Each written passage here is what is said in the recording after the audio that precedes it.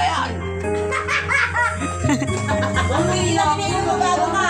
Wala pa akong sinabi. Uwi ka na, Bes. Sinabi. Bes, uwi ka na. Basta kasi kami nagkainan kasi pagod kami nag-swimming. Natulog kami maghapon. Ate Kaya hindi Rosie, pa talaga ako nagsabi. it's my turn. Gusto nila kainin mainit na kanin. Okay?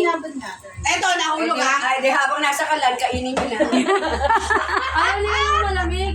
Hoy, parang ako lang bumubos nito. Ikaw ang